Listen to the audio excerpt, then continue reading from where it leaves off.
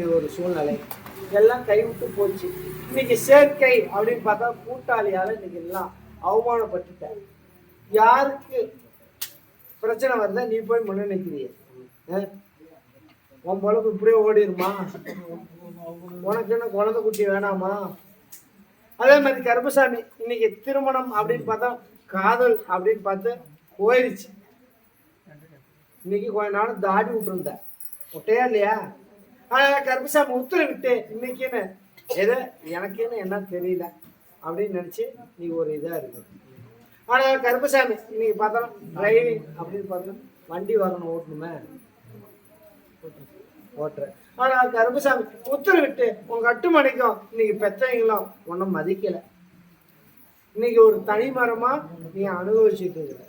ஆனா கருப்பசாமி உத்தரவிட்டு என்ன பண்ணலாம், தொழில் என்ன அமைக்கலாம்? தொழில் இப்போ இருக்கிற தொழில் அமைஞ்சா